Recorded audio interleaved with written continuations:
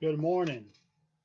Today is December 7th, 1982, and I hope everybody's having a good day. I want to pay tribute to a man who died 38 years ago today. A man whose life and death affected me greatly, even though I never had the pleasure of meeting him in person. His name was Charlie Brooks Jr. That's his picture right there. Charlie Brooks Jr. was born September 1st, 1942, and he was a native of Fort Worth, Tarrant County, Texas. And um, on December 7th, 1982, at the age of 40, he became the first person in history to die by lethal injection. By way of background, various methods have been used to put people to death over the years. The preferred method in Texas was hanging up until 1923. That was the last time a hanging was done.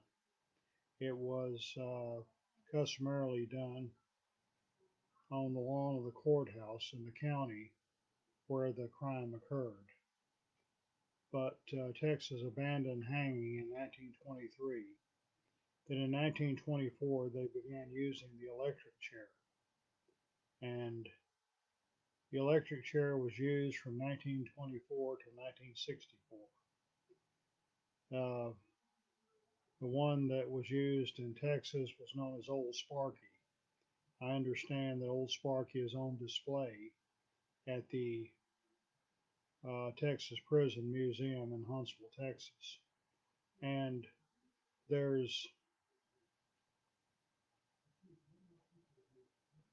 also on display there in a trophy case are the needle and syringe that was used in the first execution by lethal injection. And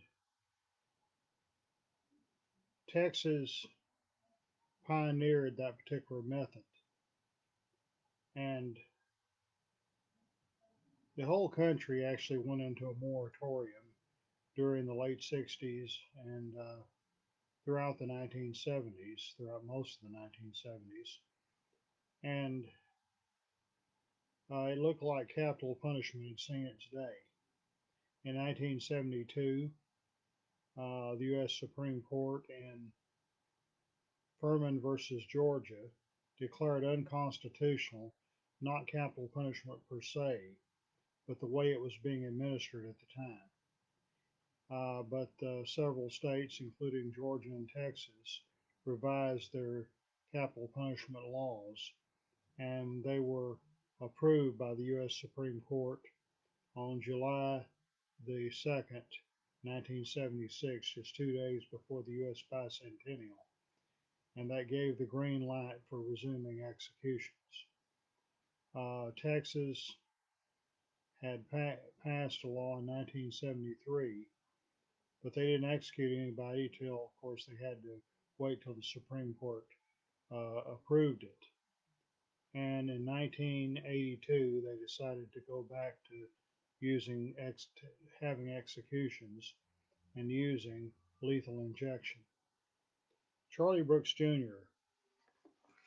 was a native of Fort Worth, and on December 4th, 1976, December 14th, pardon me, he and his running buddy Woody Louders uh, went to a used car lot on Lancaster on the south side of Fort Worth. They the car they were driving were running hot, and they were going to have a shoplifting spree, and this company required an employee to accompany anyone doing a test drive. So Charlie Brooks and Woody Louders went on a test drive, and with them was David Gregory, an employee, a mechanic who worked at the used car lot. He was taken to a motel on Rosedale on the south side of Fort Worth, and a bullet was put in his head. It was certainly a terrible crime. Nobody would argue with that.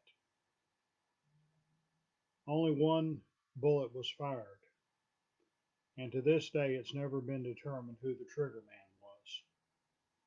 But based on the law of parties, which I understand a bill has been introduced in the next legislature, or will be, next legislation session next year in Austin, to get rid of the law of parties by which a person can be executed if they were involved in a crime, even though they didn't actually pull the trigger, even if all they did was drive the getaway car. But anyway, nobody knew who actually did it. At the time, Jack Strickland was assistant district attorney in Fort Worth. Jack Strickland's primary claim to fame is that in the late 1970s, he prosecuted the Fort Worth millionaire T. Cullen Davis on murder for hire charges and lost both cases. Well, first was a murder case and then murder for hire, but anyway, that was largely his claim to fame. And then in 1977, he was um, prosecuting this case, and he initially got the death penalty for both men. However, Woody Louders was able to plea bargain his way to a 40-year sentence and was eventually released on parole. And by 1982, Jack Strickland had left the district attorney's office for private practice. And he actually joined the defense team because he didn't uh, know who the trigger man was. He felt like it was unfair to give the death penalty to one and not the other. And he flew to Austin and sought clemency for Charlie Brooks Jr. And there was Charlie had been received on death row on April the 15th, 1978. And um, while on death row, he went through some major changes. He converted to Islam, changed his name to Sharif Ahmed Abdul Rahim, meaning noble, praiseworthy servant of Allah. And reportedly, Islam gave him great strength in facing the suffering he had to encounter on death row and leading up to his own death by lethal injection. And he was had a number of execution dates and got stays, but finally they decided to go through with it. And back in those days, they did the executions shortly after midnight at the Walls Unit at Huntsville. They still do them at the Walls Unit, but they're after 6 in the evening. A lot of things have changed since then. Well, as I say, I didn't know Charlie Brooks personally, but being a lifelong abolitionist, I was very concerned about the case and very saddened when I learned about his death. And it turned out the funeral was held at the Fort Worth Masjid of Al Islam on Friday, December 10th, 1982. The eulogy was delivered by Imam Shakir Muki, and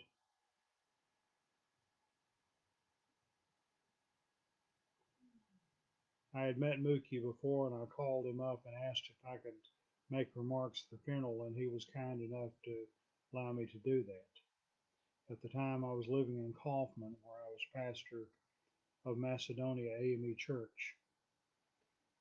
The day I remember quite well. I had a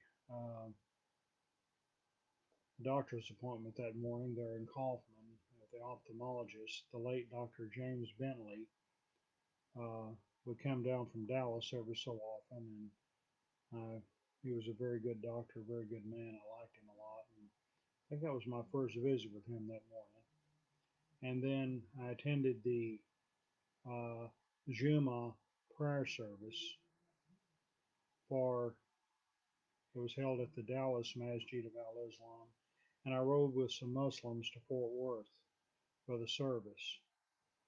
And I was allowed to make remarks, and my name appeared the next day in the Dallas Times Herald. And I rode with a Muslim brother named John to the um, graveside. It was at Cedar Hill Memorial Park outside of Kennedale, and we had the burial services. For the first time, I met Charlie's ex-wife Joyce and their two sons, Keith and Derek, and I told them that your father repented of his sins. On the other hand, Governor Bill Clements had the power to stop this, and he didn't do so, so he needs to repent of his sins. And Joyce later told me that those words were more helpful to them than anything said at that funeral that day. At the graveside, I met a man whom I would form a friendship with by the name of Charles DeWitt. Charles, his wife Mary, is the niece of Charlie Brooks Jr. And Charles is now retired from Bell Helicopter. He and I have been involved together in a number of different houses of Prince Hall Masonry. I noticed on his lapel the Legion of Honor from the Mystic Shrine, and the with the Shriners. At the time, I had already previous year I had become a Prince Hall Mason in Beehive Lodge number 484 in Kaufman, and I had not yet gone into the shrine, but I told him during the coming year I was planning on doing that. And on November 14th, 1983, I was initiated, rather re-obligated, because I had been a Shriner in Waco years before, in Zakat Temple number 164, an organization that I still proudly hold membership today. And I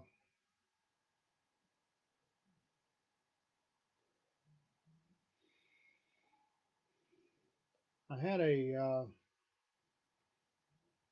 was my first visit with Brother DeWitt. It was in the fall of 1984 at Zakat's Potentates Ball in Dallas. Always a lot of nobles from Magi in Fort Worth attend our ball in Dallas, and a lot of us attend their balls. I've been to many of them over the years. Always had a good time. But I met Brother DeWitt for the first time, and he said, "You said that day that you were going to join Zakat, and I see you did." So, anyway, and I've seen Brother DeWitt at a lot of different meetings and have a lot of respect for him, for his wife, and for their daughter, Cantrice, who's now an attorney.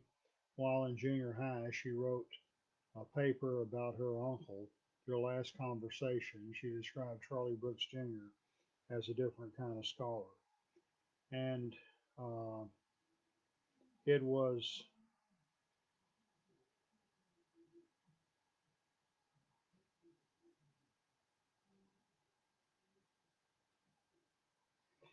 the um, this was the beginning of over 500 executions in the state of Texas, the most active death penalty state. And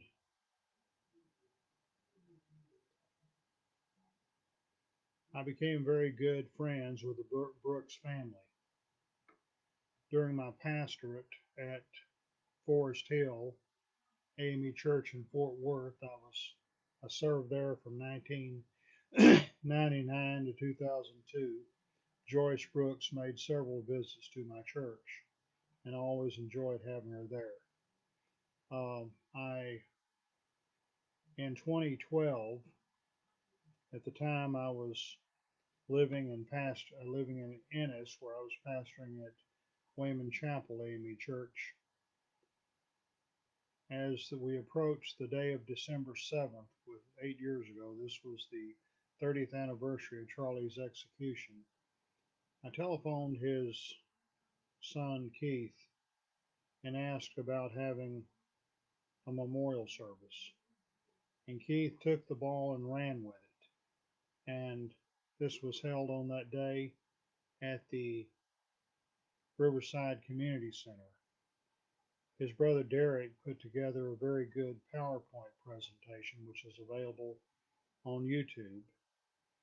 And we were able to um, have a very nice service and program, very nice meal together. Uh, it was something I really enjoyed. This Mexican dish, like sausage dip with not with tortilla chips and that type of stuff. It was a wonderful occasion, and we sought to remember a man that affected a lot of our lives. And a lot of the family believes that it was Woody Louders and not Charlie Brooks that fired the fatal shot. Charlie had repented of his sins. He lived an upright life during his last few years, but to the prosecution that was totally irrelevant. And the funeral had been a very meaningful, a very emotional experience. I was asked by someone from the media um, why I was there since I didn't know him. I said because I'm opposed to the death penalty. And I've been opposed to the death penalty all my life. And today things are turning around. It's a long time in coming. We have there was a time that many places to run for political office saying you were opposed to the death penalty amounted to political suicide. It's still that way some places, but not as many places. And it's getting where there's many people running it for high offices who formerly favored the death penalty now have come out against it, including President-elect Joe Biden and Vice President-elect Kamala Harris. We hope during this next administration to see abolition of the federal death penalty and the military death penalty. It may take, it will take longer as far as dealing with the states, but I'm confident in time that we'll see victory in this just and righteous cause. I hope I'll live to see it. And uh, my dissertation was on Eliphas Levi, the French Kabbalistic writer. In one of his books, Key of the Mysteries, he says that every head that falls on a scaffold should be seen as the head of a martyr. And certainly, I regard those put to death by the state to be martyrs, even as those who faced persecution for their religious faith. So uh, I want to remember Charlie Brooks Jr. and I want to give a shout out to the Brooks family if anybody of y'all are listening. And for those in the abolitionist movement, keep on keeping on. God is on our side. And if we hold out long enough, the victory will be ours. God bless you. Have a wonderful December 7th.